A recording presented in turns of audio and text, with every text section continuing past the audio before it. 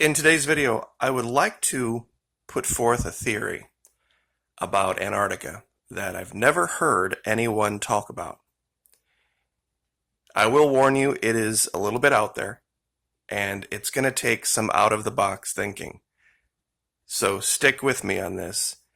It's kind of tied to what's going on with coronavirus right now. The answer that quote-unquote science came up with to stop the so-called pandemic was isolation, quarantining, staying away from each other. Now, while physically that's what was going on, we were still very connected. We had cell phones, we had the internet, you could still go to the grocery store. There was no real true isolation like you would see in a place like Antarctica. There have been studies done down here about what being isolated, truly isolated, does to the human condition. And none of the results have been good. It's been linked to violence. It's been linked to insanity. Now, what does this have to do with our investigation into Antarctica? We're very used to seeing archaeological digs and sites that show buildings and structures that people make inference from. All of them are usually very neat, very orderly. You don't see many archaeological digs that show evidence of a disaster other than maybe like Pompeii. And the interesting thing about Pompeii, when the volcano went off and buried everybody in ash when they dug up the bodies, there was a repeating theme in those bodies, and that they were very physically connected, and I'll just leave that be to your imagination. And you would have to wonder why that would be in such a disastrous time. What would happen, and this is a question I want to ask everyone, if a disaster occurred, a continental-wide disaster occurred, but nobody came? Nobody responded. Who remembers the images from the tsunami in Japan? And we saw this massive swath of destruction where boats were thrown up next to houses and lumber is just piled everywhere, and it just looks insane. Now, we got pictures and emergency authorities responded and the cleanup began, but what would happen if that occurred, but nobody came for 5 years, for 10 years, for 50 years? What would it look like? There would be survivors. How would they react being cut off that way? This is the question I want to ask my audience. What would happen if there were a catastrophe so great that it cut off an entire continent from the rest of the world and nobody came to ask what happened? What would happen to those people? How would they react? I know this seems like a bit of a crazy theory, but think about this for a minute. We know one of the reasons that Antarctica is so remote and difficult to get to has to do not just with the fact that it's at the South Pole, but it's isolated at the South Pole, meaning this is what they call the Roaring Forties.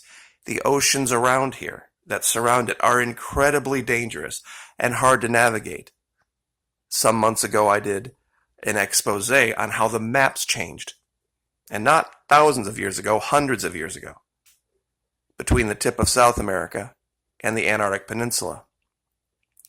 If there was a catastrophic event, like, for example, a tsunami, one that we can show in history occurred in 1703 in Japan, that caused not just these two land masses to separate, but a complete paradigm shift in the weather patterns that isolated the people that lived down here. It caused a catastrophe, but nobody came. Maybe people tried, but they couldn't navigate the new ocean patterns down here because at that time they just didn't have the technology. So there was this catastrophe that not only destroyed the civilization, but then changed the weather patterns and the ocean patterns around the continent that left them isolated. And not for 5 years or 10 years, but 50 years, 75 years, 100 years, 150 years goes by. No contact with the outside world. What would you see if you had the ability then to look down 150 or 200 years later? If you were isolated on this continent and you had survived, I think you would have to find a way to get along with life. You would have to find a way to improvise, adapt, and overcome, or die.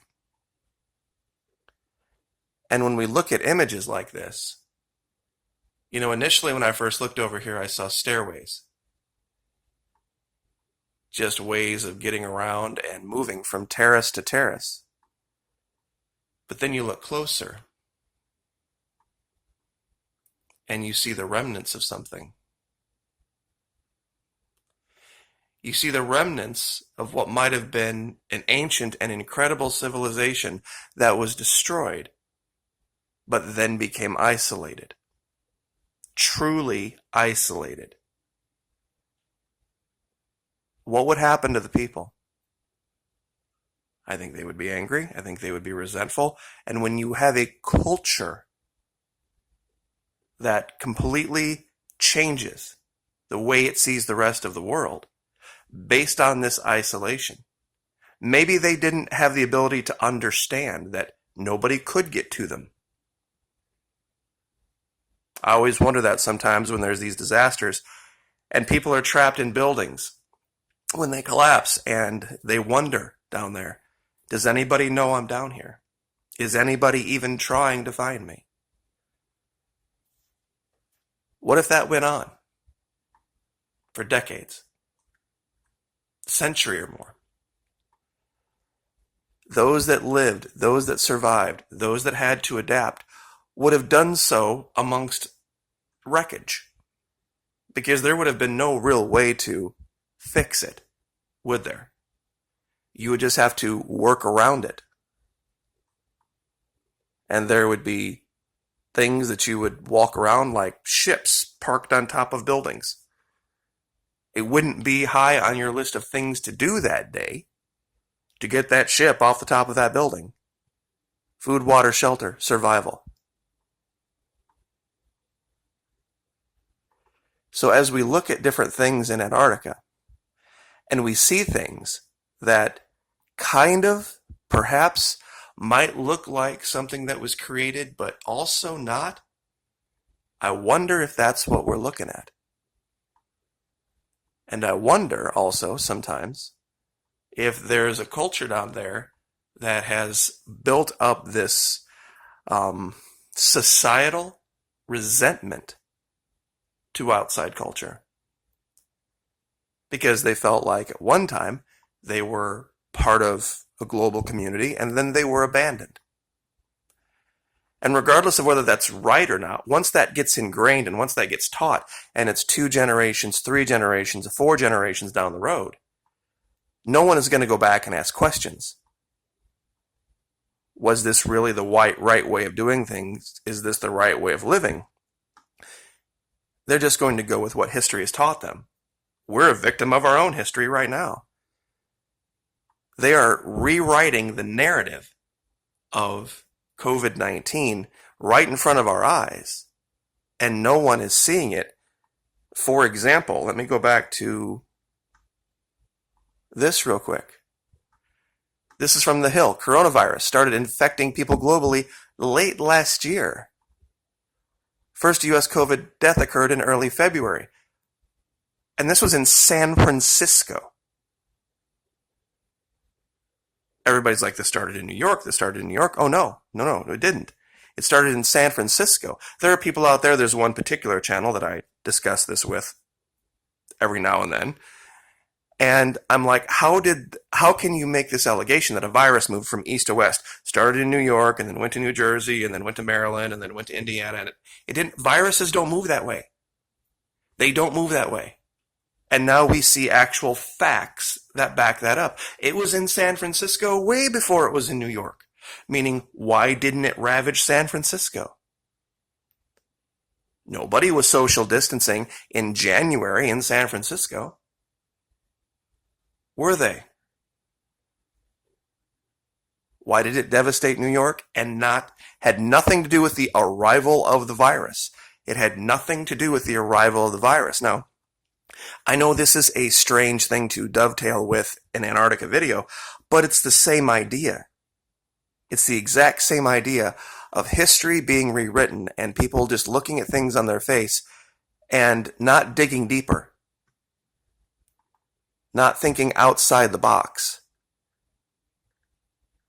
You see, I see stuff like this that looks like the remnants of a building foundation. And it's hidden, and it's very much there, and it's somewhat inexplicable. But then I go to someplace like this, and when you look closely, and you see the outline of either a hexagon or a pentagon,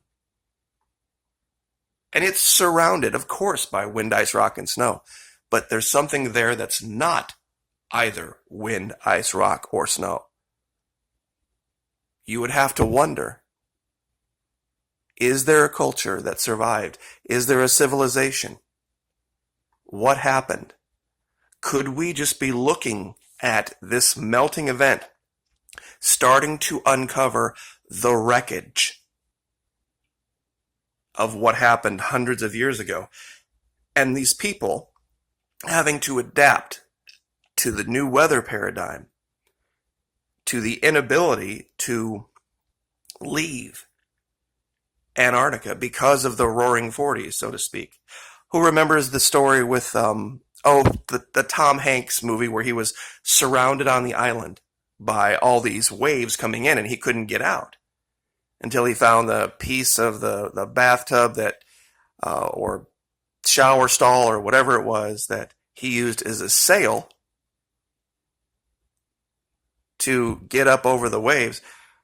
And until he did that, he was completely isolated. Well, maybe they just either haven't found the ability to, or they just adapted to culture. One more time. 5 sides. Some type of a banner. And when you look at these colors, these deep violets and reds and blues, there's no way that, or you look here, that looks like the shadow of 2 humanoid beings, perhaps having some kind of a conversation about something. After hundreds of years in isolation, surrounded by things like this.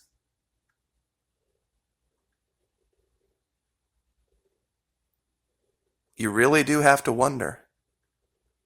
And that we've settled, the very fringes of this place.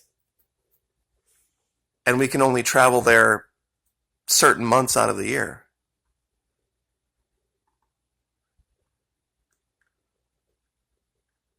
To this point, it doesn't give us the ability to say that we know everything that's going on down there. So I guess I will leave it with this image that is like so many others that we have found, that we have no real good explanation for. Like, share, subscribe.